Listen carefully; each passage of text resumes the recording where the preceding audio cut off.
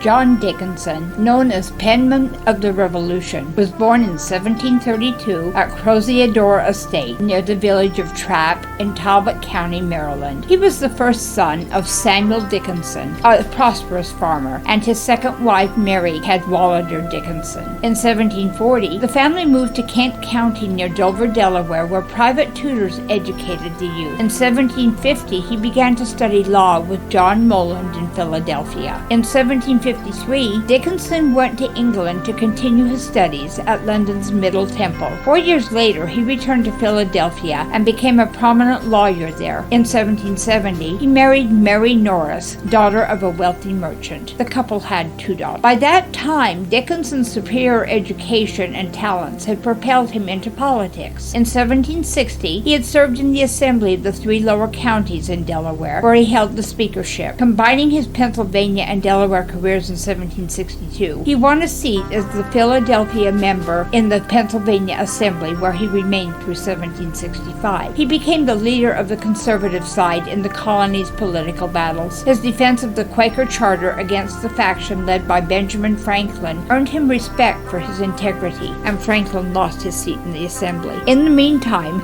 the struggle between the colonies and the mother country had waxed strong, and Dickinson had emerged in the forefront of the revolutionary thinkers. The debates over the Stamp Act in 1765, he played a key part, serving as de facto leader of the Stamp Act Congress and authoring its publications. Later that year, he wrote The Late Regulations Respecting the British Colonies Considered, an influential pamphlet that urged Americans to seek repeal of the act by pressuring British merchants. In 1767 to 1768, in response to the Townsend duties, Dickinson wrote a series of newspaper articles entitled Letters from a Farmer in Pennsylvania. They attacked British taxation policy and urged resistance to unjust laws, but also emphasized the possibility of a peaceful resolution. So popular were those letters in the colonies that Dickinson received an honorary LL.D. from the College of New Jersey, later known as Princeton. Public thanks from a meeting in Boston, accolades from around the colonies, and international celebrity. He championed rigorous colonial resistance in the form of non-importation and non-exportation agreements, and peaceful means of resistance, including civil disobedience. In 1771, Dickinson returned to the Pennsylvania legislature and drafted a petition to the king that was unanimously approved. He particularly resented the tactics of New England leaders in that year and refused to support aid requested by Boston in the wake of the Intolerable Acts, although he sympathized with the city's plight. In 1774, he chaired the Philadelphia Committee of Correspondence and briefly sat in the First Continental Congress as a representative from Pennsylvania. He authored 4 of the 6 documents published by Congress. Throughout 1775, Dickinson supported American rights and liberties, but continued to work for peace. He drew up petitions asking the king for redress of grievances. At the same time, he chaired a Philadelphia Committee of Safety and Defense and held a colonelcy in the 1st Battalion recruited in Philadelphia to defend the city. After Lexington and Concord, Dickinson continued to hope for a peaceful resolution. In the Second Continental Congress of 1775 to 76, while still a representative of Pennsylvania, he drew up the Olive Branch Petition and the Declaration of the Causes of Taking Up Arms. In the Pennsylvania Assembly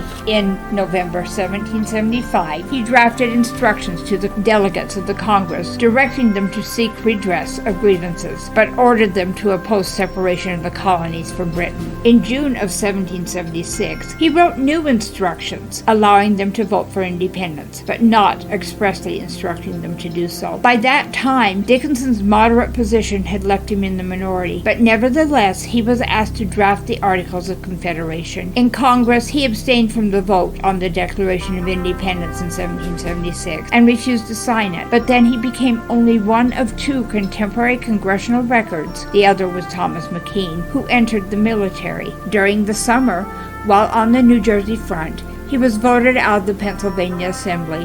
When much of his unit deserted, he resigned his colonelcy and accepted re-election to the Pennsylvania Assembly in the fall of 1776. When the revolutionary government would not consider amending the new Constitution to protect dissenters' rights, he resigned his seat. He then enlisted as a private in the Delaware militia and may have taken part in the Battle of Brandywine, Pennsylvania on September 11, 1777. He was given a commission as a brigadier general in the Delaware militia, but he appears not to have acted on it. Dickinson took a seat in the Continental Congress in 1779, where he signed the Articles of Confederation, although a much different version from the one he had drafted. In 1781, he became president of Delaware's Supreme Executive Council. Before his tenure was over, he was elected president of Pennsylvania from 1782 to 85. In 1786, representing Delaware, he attended and chaired the Annapolis Convention and authored the letter to Congress calling for the Constitutional Convention. Next year, Delaware sent Dickinson to the Constitutional Convention. He missed a number of sessions and left early because of illness, but he made worthwhile contributions, including engineering the solution for the representation known as the Connecticut Compromise and arguing for the end of the slave trade. Because of his premature departure from the convention, he didn't actually sign the Constitution, but authorized his friends and fellow delegate George Read to do so for him. From home, he wrote the Fabius Letters of 1788, arguing for ratification. Dickinson continued to be active in public affairs. In 1792, he served as president of the Delaware Constitutional Convention. In 1795, he led citizen opposition to the Jay Treaty, and he served as informal advisor to politicians, including Senator George Logan, Attorney General Caesar A. Rodney, and President Thomas Jefferson. In addition to continuing to publish pamphlets on current events, and in 1801 he published 2 volumes of his collected work. He died at Wilmington in 1808 at the age of 75 and was entombed in the Friends burial ground.